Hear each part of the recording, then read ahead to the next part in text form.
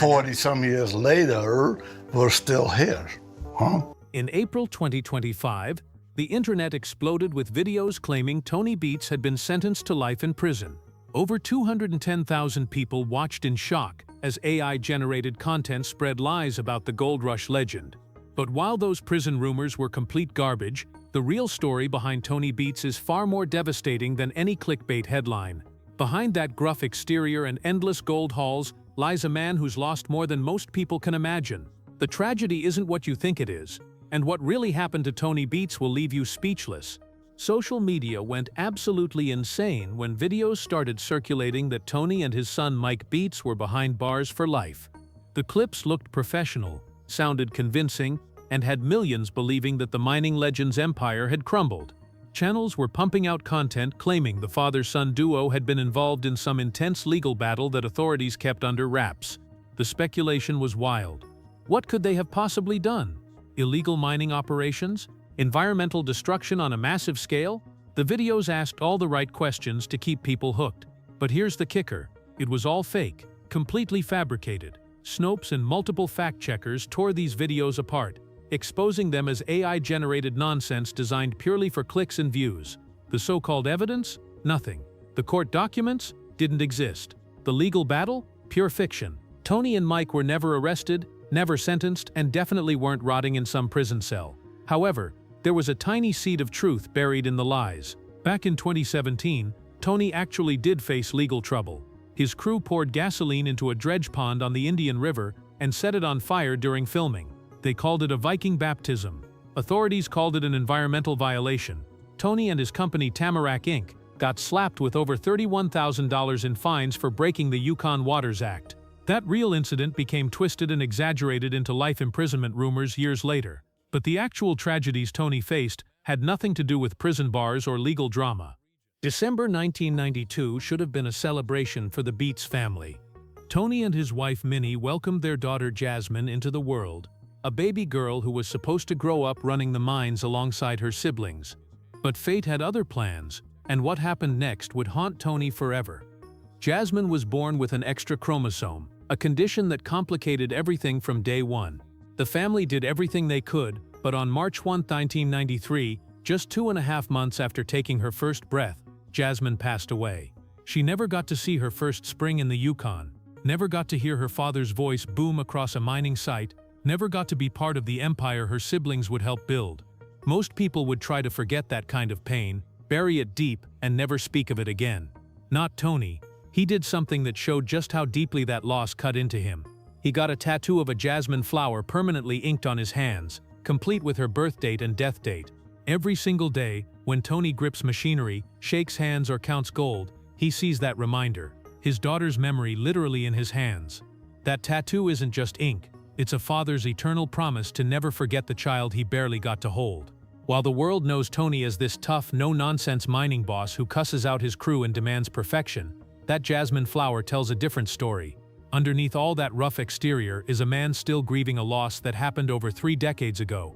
Before Tony became the mining legend everyone knows today, he was just a farm kid in the Netherlands trying to figure out life. But everything changed in an instant when he was only 15 years old. His father Klaus suffered a debilitating accident that left him unable to work their family farm. Just like that, the man who'd taught Tony everything was suddenly helpless. Most teenagers at 15 are worried about school and friends. Tony was suddenly responsible for an entire farming operation. He had to manage workers who were twice his age, men who'd been farming longer than he'd been alive. Imagine being a kid and having to boss around grown men, making decisions that could make or break your family's survival. That kind of pressure either destroys you or turns you into steel. For Tony, it forged him into the relentless leader he'd become. But losing his father didn't end with that accident. Klaus lived for years in that disabled state, a shadow of the strong man he used to be. Then, just before season 6 of Gold Rush started filming, Klaus passed away. Tony lost his father twice. First to disability when he needed him most as a teenager, then to mortality decades later. That double loss explains so much about who Tony became. He learned early that you can't rely on anyone else to save you. You can't wait for permission or help. You step up, take control, and push through no matter how much it hurts. His father's accident taught him independence, but it also robbed him of the guidance every young man desperately needs. For 23 straight years, Kevin Beets showed up to work for his father. 23 years of mining, machinery, and family business. He was the eldest son, the one who'd been there the longest, the mechanic who kept everything running. Tony had every reason to believe Kevin would be there forever, eventually taking over the whole operation. Then season 14 started, and Kevin was nowhere to be found. Tony called him via video, cameras rolling, expecting maybe an excuse about being late or dealing with equipment issues. Instead, Kevin dropped a bomb. He was taking the entire year off. No warning, no discussion beforehand. Just a decision made and delivered like it was nothing. The look on Tony's face said everything. This wasn't just an employee calling in sick. This was his son abandoning ship right when the season was starting. 23 years of loyalty, gone in one conversation. Kevin later negotiated to get his own mining land from Tony, agreeing to pay a 10% royalty on whatever gold he dug up. On paper, it sounds like a fair business deal, but everyone watching could feel the tension underneath. This wasn't about money or opportunity. This was a son telling his father he was done living under that intense pressure and constant criticism. The worst part? Tony had to watch it all play out on camera, in front of millions of viewers. His family drama became entertainment for the masses, and deep down you could see the question eating at him. If Kevin walked away after all these years, who else might follow? With Kevin gone, Tony had no choice but to promote his second son Mike to fill the massive void. Mike had been in the mines since he was 13 years old, operating heavy machinery and learning the business from the ground up. He knew the work, understood the equipment, and had the Beets work ethic running through his veins. But knowing how to mine and handling the pressure of being Tony's right-hand man are two completely different things. The cracks started showing almost immediately. During season 15, while trying to prove himself and fix problems at the plant, Mike made a catastrophic mistake. He accidentally flipped a $300,000 wash plant directly onto the road. $300,000 of equipment destroyed in seconds. The disappointment radiating from Tony was palpable. This wasn't just about money or repairs. This was about trust, capability, and whether Mike could actually handle the responsibility. But the real problem went deeper than one accident. Tony's leadership style, the same harsh approach that built his empire, was pushing Mike to his limits. The constant pressure, the impossibly high standards, the feeling that nothing you do is ever quite good enough. Fans watching the show started wondering if history was about to repeat itself. Would Mike eventually crack like Kevin did and walk away from the family business?